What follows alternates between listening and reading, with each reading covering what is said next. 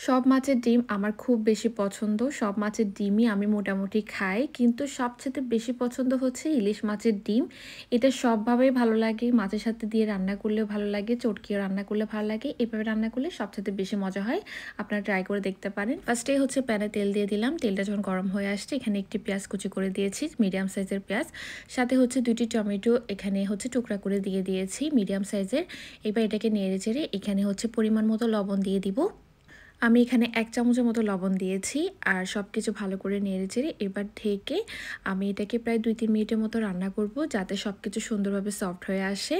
যখন সবকিছু সফট হয়ে আসছে, এখানে আমি ৫-৬ টি কাঁচামরিচ ফালি করে দিয়ে দিলাম। কাঁচামরিচটা আপনাদের পছন্দ মতন দিবেন, যে যেমনটা ঝাল খেতে পছন্দ করেন আরকি। এবার দিয়ে দিচ্ছি ১/২ চামচ হলুদ গুঁড়া, ২ চামচ লাল মরিচ গুঁড়া, ১/২ চামচ থেকেও কম এখানে দিয়ে দিলাম ধনিয়া গুঁড়া। আবার সবকিছু অল্প করে পানি দিয়ে নেড়েচেড়ে নিচ্ছি। এবার মসলাটাকে খুব ভালো করে কষাতে হবে। যত ভালো করে মসলাটা কষাবেন, মাছের ডিমটা খেতে কিন্তু তত বেশি স্বাদ হবে। তো এখন হচ্ছে এটাকে ঢেকে আরও ২-৩ মিনিটের মতো রান্না করেছি। যখন তেল থেকে মসলাটা সেপারেট হয়ে আসবে, সেই পর্যায়ে হচ্ছে আমি এখানে মাছের ডিম দিয়ে দিব। আর মাছের ডিমটাকে আমি খুব ভালো করে ধুয়ে নিয়েছি।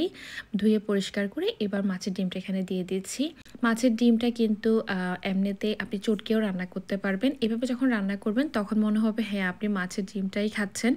কারণ এখানে যেহেতু আমি কোনো ধরনের মাছও দিব না, শুধু মাছের ডিমটা থাকবে, খেতে ভীষণ ভালো লাগে। ট্রাই করে দেখতে পারেন। এবার হচ্ছে মসলার মধ্যে ডিমটাকে নেড়েচেড়ে ভালো করে মিক্স করে একটু কষিয়ে নিব আরকি। ২-৩ মিনিট কষানোর পরে আমি এখানে ঢেকে দিয়েছি। এবার হচ্ছে আমি এখানে পানি দিয়ে দিব, সবকিছু ভালো করে নেড়েচেড়ে। আর এটা যখন কষাবেন, কষানোর পরে কিন্তু মাছের ডিমটা একটু শক্ত হয়ে আসবে। আপনারা চাইলে এটা টুকরা করে নিতে পারেন বা এভাবে গোটাও রাখতে পারেন। গোটা রাখলে কিন্তু বেশি ভালো লাগে খেতে। তো এখন হচ্ছে আমি এখানে ১ কাপ, প্রায় ১ কাপের মতো পানি দিয়েছি। ১ কাপ থেকে একটু কম। পানি দিয়ে এটা একটু নেড়ে-চেড়ে ঢেকে রান্না করব ১০ থেকে ১৫ মিনিটের মতো। এর মধ্যেই হচ্ছে মাছের ডিমটা সেদ্ধ করা হয়ে যাবে।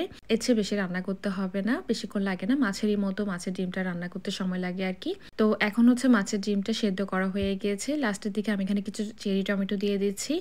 মাছের ডিমের মধ্যে এই টমেটোটা ভালো লাগে খেতে। আপনারা চাইলে স্কিপ করতে পারেন যদি খেতে পছন্দ না করেন। সাথে কিছু ধনিয়া পাতা কুচি দিয়ে দিলাম। অনেকে আবার ইলিশ মাছ বা ইলিশ মাছের ডিমের সাথে ধনিয়া পাতা পছন্দ করে না, বাট আমার ভালো লাগে, তাই দিলাম। ধনিয়া পাতাটা দিয়ে এবার হচ্ছে একটু নেড়েচেড়ে নিচ্ছি।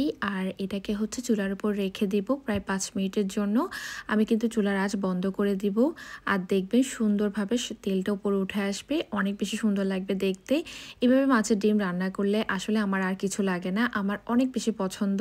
আর কার, কার মাছের ডিম পছন্দ আমাকে জানাবেন। সবাই অনেক বেশি ভালো থাকবেন, সুস্থ থাকবেন আর আমাদের জন্য দোয়া করবেন। আল্লাহ হাফিজ।